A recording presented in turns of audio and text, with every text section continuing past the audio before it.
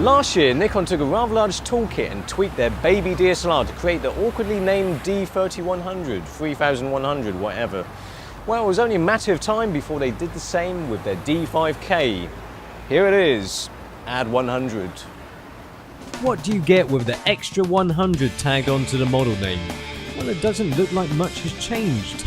But this is the year of the tilty flippy action. Look on the back and you'll see one of the key improvements. But it's not just a case of Nikon desperately trying to grab a slice of Canon's tilty flappy action. Because the D5000 had it before. I don't think I need to do much explanation about the tilty flippy screen. It tilts. It flips. The nice thing is that the LCD screen has been enlarged to 3" and with more pixels too.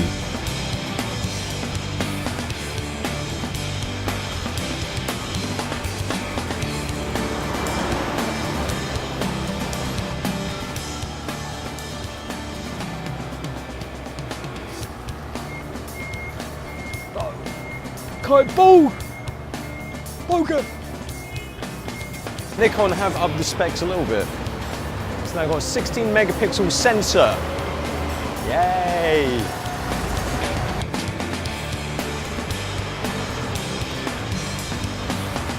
Well, some things haven't changed.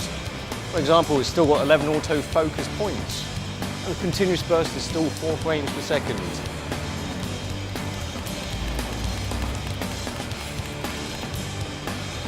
Egg tart time. Now it has 1080p video recording capabilities and a Nikon speciality, full-time autofocus in video mode. Focus.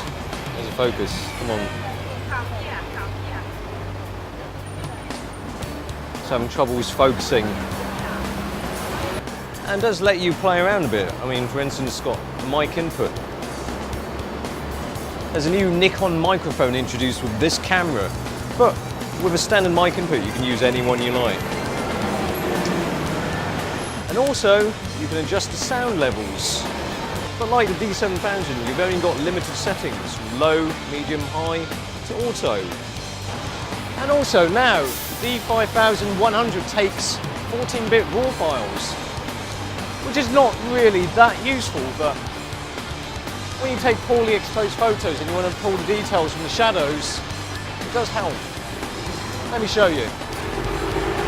So here's a photo of before and then after we tweak the levels. One interesting feature is that it's got an HDR mode. Let's switch that on. Unfortunately, I forgot to bring a tripod, so we'll just have to think creatively.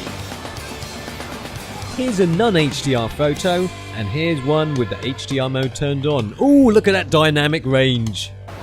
But interesting new features don't come in the form of specky specs, they come in the form of HDR mode and some cool filters. Yeah!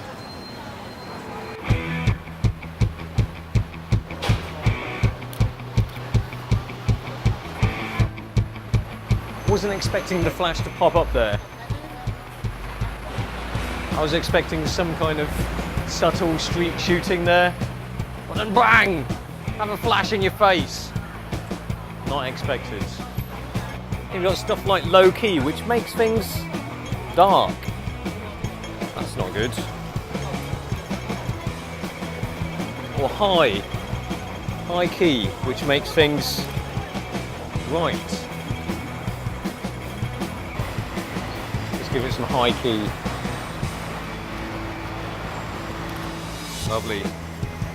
See, loads of Jackie Chan's stunt doubles. They're out of work now, so they've got to do that. Another Jackie Chan stunt double.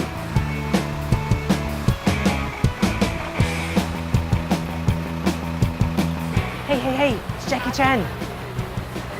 Oh yeah, art filters. And then there's the selective color mode, which doesn't work when you do it like this. What you have to do is switch it to live view mode. So how the selective color works is that you've got a little square there, and you have to select the area of color that you want to keep. So let's pick the red taxi, and then logically you press up There you go. And that's the effect you get. It's like Schindler's List, but with a red taxi instead of a red coated girl. Let's try selective colour on his shirt. Oh no, he's moving. Bang! It's like a sniper. No! No!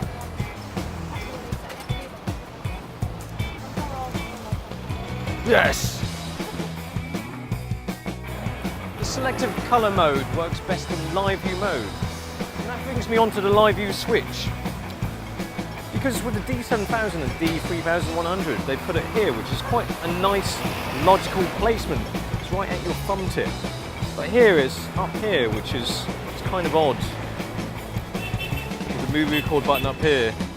It's kind of like if somebody exchanged your mouth placement with your anus. It's alright, you can get used to it. It's just that you have to be careful where you put your fingers.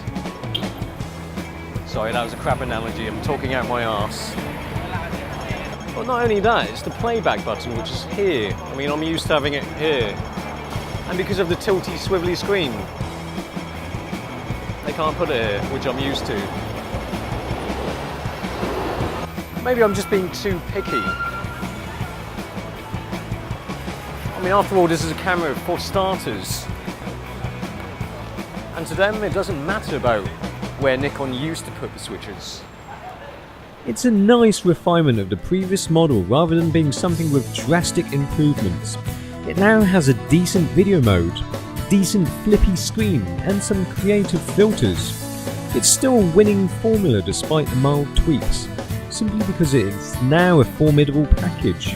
It does all really quite well for a reasonable price. Decent image quality and performance to please the average photography enthusiast.